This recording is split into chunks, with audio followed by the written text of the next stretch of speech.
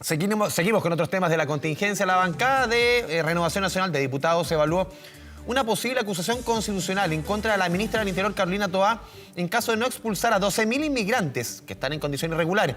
Una acción que ha sido rechazada por el gobierno. Para profundizar al respecto, nos acompaña el jefe de bancada de RN, el diputado Frank Sauerbaum. Diputado, bienvenido a Canal 24 Horas. ¿Cómo le va? Hola, muy bien, Andrés. Buenos días.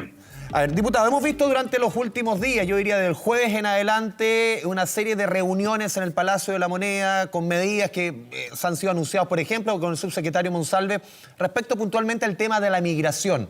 ¿Cómo cruza usted estos elementos con lo que ustedes anunciaron la semana pasada o este emplazamiento a la autoridad? ¿Lo satisfacen las medidas adoptadas o por lo menos los anuncios hechos por Monsalve y también por la ministra Toá? Mire, Andrés, nosotros lo único que estamos pidiendo, y por eso anunciamos una posible acusación constitucional, es que se cumpla la ley. No estamos pidiendo al gobierno que mande un proyecto de ley o que haga una nueva mesa. Estamos pidiendo simplemente que el gobierno aplique la ley, y el gobierno se ha negado reiteradas veces a poder hacer, digamos, lo que la ley establece. La ley 21.325, en el artículo 32, número 3, dice que es ilegal entrar a Chile por un paso no habilitado. Así de simple. Y por lo tanto lo que le hemos dicho al gobierno, le hemos rogado que ejerza la ley y que le dé facultades, por ejemplo, a los militares que están en la frontera, simplemente haciendo un saludo a quienes ingresan ilegalmente y derivándolos a la PDI para que se registren, pero no tienen ninguna facultad mayor real para evitar que entren. Por ejemplo, no se les permite redireccionarlo, ¿cierto?, al país de origen o a Bolivia en el caso de que sean bolivianos. Pero, como te digo, nosotros realmente lo único que le estamos pidiendo al gobierno es que aplique la ley, porque la situación está desbordada. Y por lo tanto, nosotros le hemos exigido esto. ¿Y por qué son 12.000? Yo creo que me quedé corto incluso, porque el ex ministro del Interior Insulza dijo el fin de semana en un medio de comunicación que el gobierno tenía 80.000 personas identificadas para poder expulsar. Quizás son más. Nosotros tenemos esa información, que es la información ¿Diputado? oficial que tiene la Comisión de Seguridad en el Congreso. Sí, en el fondo, también, y lo decía la ministra Vallejo la semana pasada, y también le respondía a ustedes como bancada, decía, a ver, ¿cómo diputados que representan a un gobierno que en total expulsó, cito cifras de la ministra, que en 4 años expulsó 1.500 extranjeros de manera irregular? En 4 años. Nos pide que en un mes prácticamente expulsemos 10 veces más que lo que hicieron ellos en 4 años. ¿Cómo le responde usted? Bueno, primero, la ministra tiene mala memoria, le vamos a mandar una bolsita de pasas, porque ella, junto con 42 diputados del Frente Amplio del Partido Comunista, firmaron un libelo en tribunales para detener las expulsiones. De hecho, hay un caso conocido en donde habían 400 venezolanos que estaban a punto de subir el avión y detuvieron el vuelo justamente por esta presentación.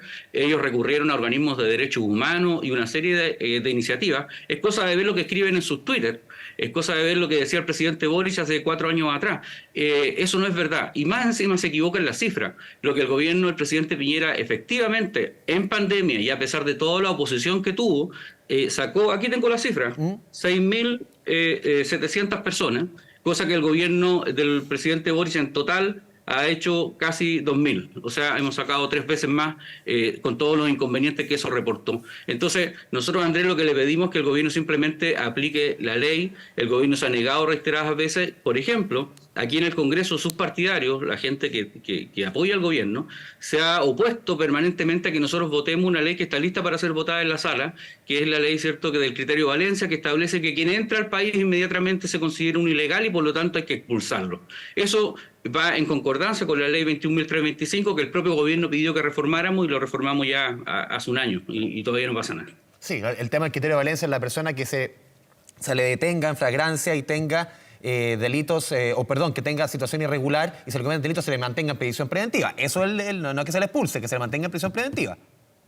Sí, pero exactamente, pero eso, como te digo, se conjuga con la ley anterior y eso hace que tú lo puedas expulsar inmediatamente. Diputado, solamente un punto. Usted, a ver, dando los números que usted ponía del gobierno del presidente Piñera, actual, más allá de lo que decía también la ministra Vallejo, ¿usted ve plausible? Porque es distinto una expulsión, usted lo sabe bien, una expulsión judicial, una expulsión por una persona que comete un delito, que una expulsión administrativa. es distinto, hoy día la figura es distinta y ya hay coincidencia en todos los sectores que hay que cambiar la ley, que hay que hacerla más expedito esto. Pero en el fondo lo que yo le pregunto, que esos 12.000 sean 80.000, 50.000, 40.000 irregulares en nuestro país. Uno ve por los números y por la lógica, uno conversa con la policía, con distintos estamentos, migraciones, es imposible lograrlo en un mes. ¿Usted cree que por dónde va a ser el gobierno si es que lo hace lograr 12.000, 50.000 o 40.000? En la práctica, tal como funciona la ley, hoy día usted sabe que eso es imposible. Mire, lo único que en el fondo nosotros le estamos pidiendo al gobierno es que se ponga las pilas, es que haga el trabajo, que no trabaje por presión del Parlamento o por presión de un grupo de parlamentarios que amenaza con una acusación constitucional. Es bastante insólito que el gobierno reaccione solamente cuando pasan estas cosas, pero la verdad es que la situación está absolutamente desbordada. Entonces, los chilenos viven hoy día y son víctimas de la violencia de extranjeros. Tenemos un montón de delitos importados que nosotros mismos hemos legislado. Hace un par de meses solamente se aprobaron recién la ley de secuestro, la ley de sicariato, la ley de asesinato por encargo y una serie de delitos que antes no existían en Chile. Entonces hay una sensación de temor y de inacción que es evidente. Entonces ahora el gobierno nos dijo el año pasado que en realidad no le habían alcanzado los recursos. Le aprobamos la ley de presupuesto la semana pasada, 3.500 millones de pesos más solo para expulsiones administrativas, y no obstante eso, no se hace nada, Andrés. Entonces, eso es la molestia que nosotros tenemos, porque le hemos dado las modificaciones de las leyes que ellos nos han pedido, los recursos que ellos nos han pedido, pero hay inacción. ¿Y sabes por qué hay inacción, Andrés? Porque no hay convencimiento. Nosotros sabemos quiénes trabajan en el gobierno. Trabajan los mismos abogados jesuitas que defendían a los inmigrantes cuando el presidente Piñera los quería expulsar. Yo aquí tengo los mails y los WhatsApp, por ejemplo, de Daniel Quintero, que hoy día es el delegado presidencial de Tarapacá, que hoy día decía, hoy nos tocó informarle a 2 personas de sus recursos de amparo, habían sido acogidos, hay pocos momentos tan hermosos dentro de este trabajo. Y mira, justamente aquí yo tengo el recorte en donde el gobierno anuncia que tiene que detener el vuelo licitado porque está justamente la presentación de estos 42 diputados del Frente Amplio y el Partido Comunista para detener las expulsiones del presidente Piñera. Entonces, digamos las cosas como son, el gobierno no tiene un convencimiento porque ellos piensan que Latinoamérica es una sola, que las fronteras son construcciones etéreas y que no debieran existir, pero la verdad que hoy día los chilenos demandan que el gobierno tome una acción inmediata. Sí, estaba aquí leyendo declaraciones, una entrevista que dio el presidente de la UDI, el senador Macaya, al diario de Cooperativa. Esta mañana él decía, respecto a la acusación constitucional o esta eventual medida que ustedes disponen, dice, no ayuda en nada, no creo necesario agudizar el conflicto político. En un momento de crisis, por más que lo haya hecho mal, se refiere al gobierno, que tenga freno de mano puesto respecto a este tema, o que cometan errores como lo del rescate, la acusación constitucional son herramientas que no solucionan nada. Presidente de la UDI. Está bien, esa es su opinión, yo la respeto mucho, pero la verdad que también hay parlamentarios que dicen ¿para qué vamos a acusar constitucionalmente si no tenemos los votos? Pero la verdad que se contradice con nuestro trabajo. Nuestro trabajo es aplicar la ley y nosotros le exigimos al gobierno lo mismo. A veces se dice que las acusaciones constitucionales no cumplen los requisitos, pero en este caso sí los cumple. Por ejemplo, en el caso del ministro de Educación, hubieron muchos que cuestionaron que el gobierno, ¿cierto?, o que él hubiese faltado a la ley y la Constitución, pero en este caso es súper claro que así lo han hecho, Andrés. Entonces, está bien, puede que no tengamos los votos para acusarla y efectivamente se haga la acusación constitucional con los votos que se requieren, pero claramente es una señal de que hay mucha molestia y lamentablemente los parlamentarios que son del gobierno que piensan igual que nosotros no lo dicen, pero hay muchos que piensan igual, de que en esta área efectivamente no se ha trabajado lo suficiente. En un tema relacionado con esto, claro, con el tema de seguridad, diputado Saúl Brown, ¿a usted le hace sentido esta petición que han hecho, incluso del sector del socialismo democrático, algunos, de un estado de excepción constitucional para la región metropolitana, incluso para todo el país? Mire, el estado de excepción es una situación bastante particular porque se restringen muchas libertades. Yo no soy un abierto partidario de eso y de hecho nosotros lo aprobamos en la Araucanía por la situación muy excepcional. Pero fíjese que el nivel de temor es enorme. Ahora, si vamos a aprobar un estado de excepción constitucional para sacar a militares a la calle sin ninguna facultad, mejor dejémoslo donde están, porque finalmente se produce una sensación de abandono doble.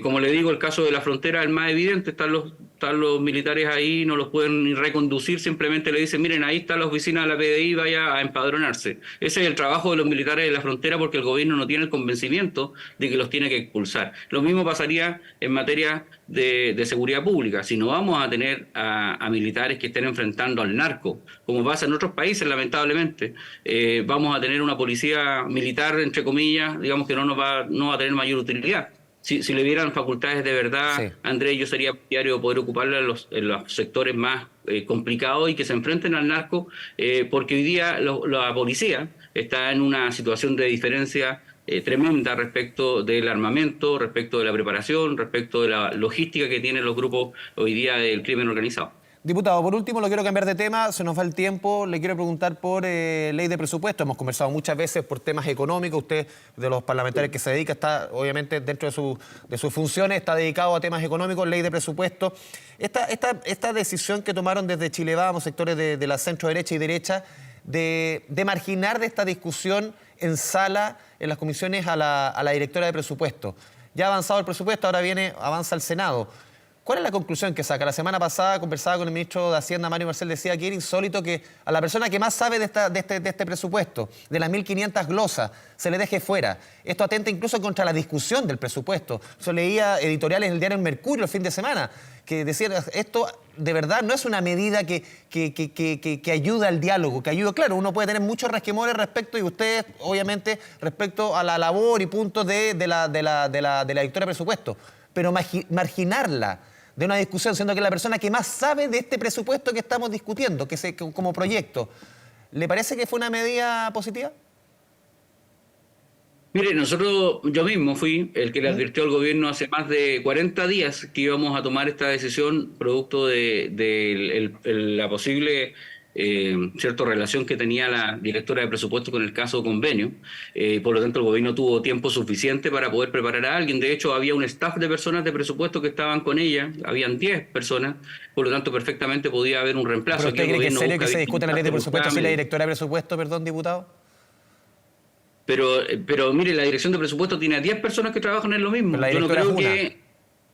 Sí, puede ser, pero como le digo, nosotros avisamos con tiempo para que el gobierno tomara una decisión y el gobierno simplemente pensó que no íbamos a ejercer esa presión y efectivamente pasó. Yo lo lamento porque efectivamente hubieron muchos temas que pudieran habérsele preguntado, pero yo más echo de menos, sabe que no echo de menos tanto la directora del presupuesto, echo de menos los ministros. Fíjese que no hubo ni un ministro, ninguno, que venga a defender su presupuesto al Congreso Nacional, ni siquiera en las comisiones mixtas. Y eso es muy grave, porque quiere decir que hay un desinterés total. Porque aquí el ministro Marcel y la directora de presupuesto, por mucho que sepan de su área, no son capaces de respondernos en preguntas específicas, preguntas que tienen que ver con el beneficio de nuestras regiones. Entonces, de verdad fue una discusión bastante compleja y difícil y distinta a las demás. Además, hubo una situación, Andrés, que yo también le advertimos hace mucho tiempo que el gobierno también hizo caso omiso. Le dijimos, no creemos que sea prudente aprobar el nivel de endeudamiento que usted presentó, y efectivamente así fue. No se aprobó el nivel de endeudamiento que el gobierno pidió porque no fueron capaces de explicar. ¿Pero eso justifica dejar fuera a la directora de presupuesto de la discusión? Bueno, pero eso son dos cosas distintas. Por eso te digo, hubieron cosas que yo estimo mucho más graves. Yo estimo mucho más grave que el ministro de Hacienda no sea capaz de explicarle al Congreso Nacional, ni a los senadores, ni a los diputados, porque se puede decir que los diputados son más conflictivos, pero los senadores tampoco, cuáles fueron las razones para pedir un nivel de endeudamiento de 21.000 millones de dólares. El gobierno no fue capaz y por eso se rechazó finalmente. Entonces, esperemos nosotros que el gobierno sea más honesto y más sincero en sus cifras y podamos llegar a un acuerdo y a una buena ley de presupuesto. Aquí se cuestionó la expansión del gasto de 3,5, pero también los niveles de ingreso que el gobierno proyectó y el gobierno no fue capaz en el Congreso de explicarlo. Eso sí que es grave. Sí. El que haya ingresado la directora de presupuesto no tenía ni una relevancia finalmente en este tema, porque el que tenía que explicar era Marcel. Marcel se lo preguntamos 3 veces y dijo que durante la discusión lo iba a aclarar y finalmente eso nunca pasó. Entonces, hay cosas que son mucho más graves que una cosa más bien política. Diputado Saúl Urbán, como siempre, un gusto conversar con usted a través de la pantalla de Canal 24 Horas. Que tenga buena jornada y buena semana. Igualmente, gracias. Chao.